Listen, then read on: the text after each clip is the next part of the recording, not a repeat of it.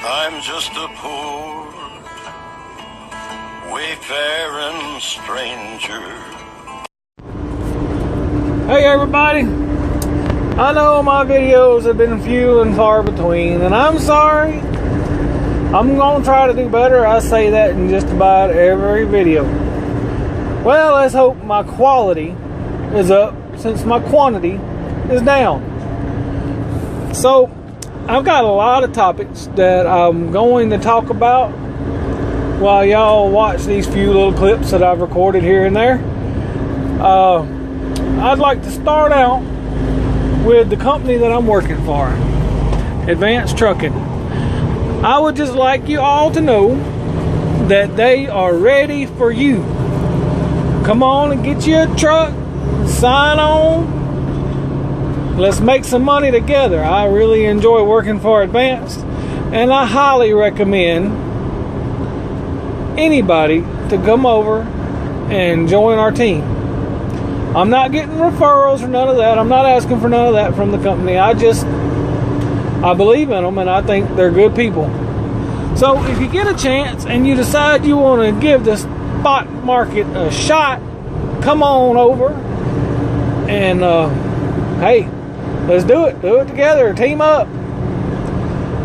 Next thing on my mind today is S-Cargo, one of our fellow YouTube truckers. He had a very bad week, and I would like you all to say a little prayer for him, send some good thoughts his way, because Lord knows he needs it right now. I mean, he acts like he's got it all covered, which I hope he does, but it's still going to be a hard hit.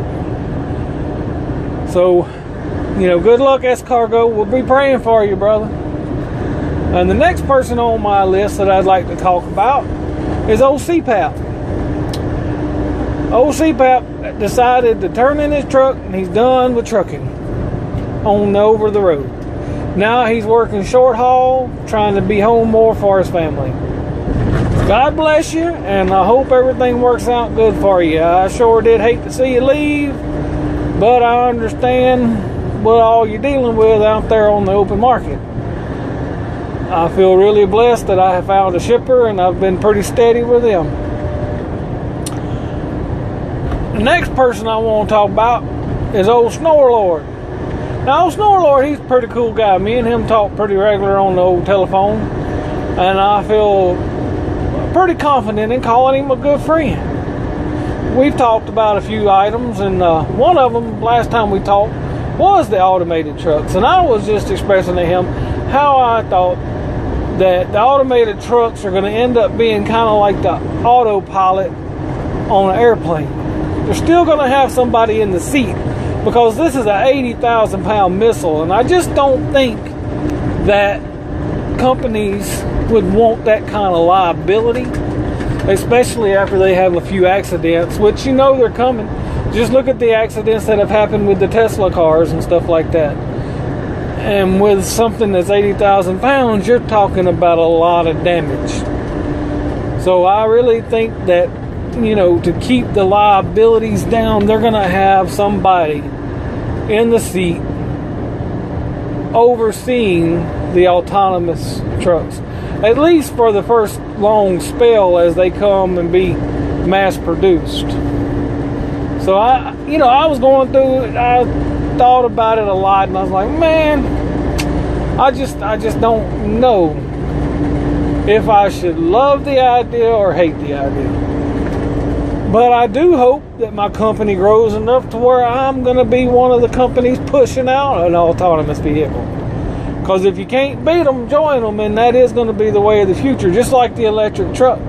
I really believe that with the advancements they're making on batteries and everything now, that fossil fuels are on their way out. But that's just my personal belief. I mean, the electric motor is one of the most efficient, if not the most efficient engines on the planet. And they're very peppy when you drive them. So you'll be riding around in a semi-truck like it's a Prius, just zoom, zoom, zoom, zooming around. Which that could be dangerous in itself. Anyway, all right, the next little topic is our second truck. We're going to talk a little bit about that second truck we got. Right now, I'm using it as a backup truck, just in case something happens to my truck, because during the summer where I'm hauling, it's a little bit slower. They're not able to put enough loads together each day to keep both trucks busy. But come fall, things will be picking up, and I will definitely be putting a driver in that second truck. I'm hoping to have him in there August. I was thinking July, but now I'm thinking more toward the August. But unless I find somebody that needs a job like now and they got an immaculate record or whatever, you know, that's kind of my plan. There's another YouTuber out there. Oh, Anthony Blackbeard. Now, I like him. He's talking about trucking, and he's doing the trucking, and he's got his camera while he's working all day long. You know, that's good content out there. You know, a lot of us don't put out that kind of content. Everybody's going to the live videos. They don't do a whole lot of the vlog type stuff, and I like the vlog type stuff. I like to see what's going on out there and how people are living on the big road. And I think Anthony does a real good job of it.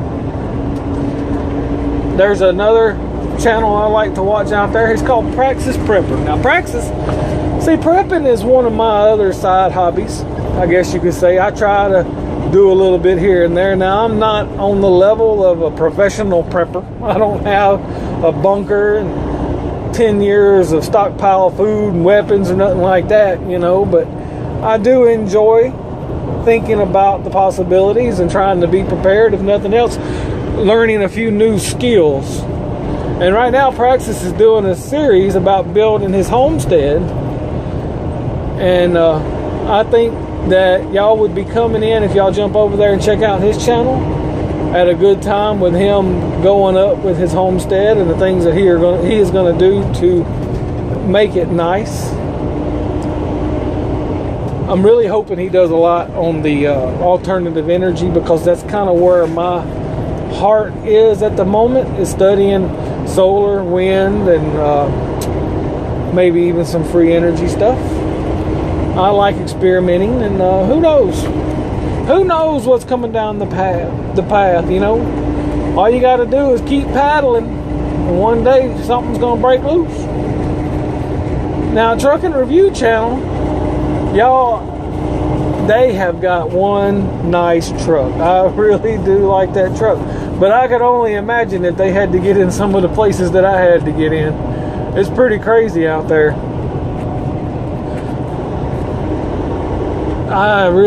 The color and the size, it's just pretty great. Now, in the international spotlight right now, going from the prep and see, Trucking Review channel, they like a few of those topics too, about prepping and stuff like that.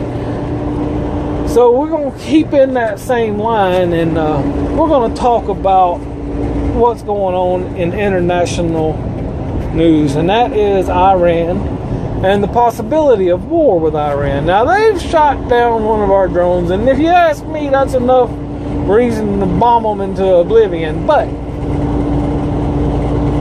there's things going on behind the scenes that we don't know anything about. I understand that. You know, people are saying that Israel is probably getting ready to bomb them into oblivion, and we're going to jump in on Israel's side because Iran is dog determined to start enriching the uranium past where they should. And, you know, we ain't heard a whole lot about Syria in a while, so I guess it is about time that we had a full-fledged war, because that would really boost the economy. I mean, I know people die, that's part of it, but wars are good for the economy no matter what you say. It gets people motivated, it gets people out there and hustling. And I hate the idea of war. The Iraqi war Ended up costing me my brother because of his experiences over there. And I really feel for our boys because, you know, it's the rich man that says go and all the poor people go.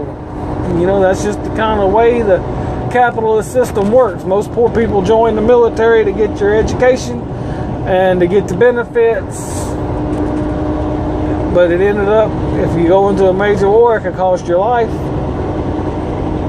And the rich kids, if they decide to go in, they're usually going into officers training and stuff like that. But, you know, that's the whole rich and poor situation that's existed ever since money was ever developed. I mean, it's just something we all live with. Now, let's jump off of that subject. And I want to jump into climate change and the risk that it has for us owner-operators and truck drivers out here in the United States of America. Now, there's the climate change camp on the right and on the left. Some people say it is. Some people say it's all made up. Look, I'm not getting into the political situation of it. But what I am going to tell you is I believe something is going on with the climate. I believe there is a warming trend. I believe the glaciers are shrinking. There's a lot going on with our storms, with the tornadoes that have been just tearing up God's creation, making men look like idiots. It's just tearing everything up. Anyway, guys and gals, if you're out here driving a truck and it's the middle of summer and you're running in the middle of the day, these roads are extremely hot. Your tires need to be in great condition. You need to make sure they're aired up and maybe stop occasionally to let them cool off. Because them tires get too hot, they're going to explode. You're going to have a lot of wear and tear. When I was driving across country, during the heat of the summer, I would run just about strictly nighttime unless I could not avoid it to make a delivery. And it worked for me. I'm not saying it could work for everybody, but you know, you need to keep track of the temperatures that you're dealing with every day because it can cost you a lot in repairs. You lose a front tire, you could lose your truck and maybe your life, because that will take a level of control away from you that a lot of drivers can't handle. You know, and if you got your hand wrapped around that steering wheel the wrong way, it could break your hand, it could break a thumb, just trying to hold control of it. So be careful when you're out here on these hot summer roads. Make sure your equipment is in good condition. And if you can avoid getting on the hottest asphalt, the hottest time of the day, avoid it. Don't do it. Also, be aware if it's over 100 degrees, roads can buckle. If you're going down a concrete road, especially down around Mississippi, Louisiana, in the heat of the summer, do not be surprised when a road buckles and you go for a good jump. You'll see road crews come out and they'll grind them buckles down, but the roads can buckle under you. So just, you know, especially as climate change comes through the years, and y'all could say, oh, that don't exist. It don't matter. Watch what really happening out there, you know. Open your eyes. See what's coming. Be prepared. God bless y'all. Take care of each other. Watch some of these YouTubers' videos. I mean, let's support our YouTube family. God bless. Catch you on the next ride.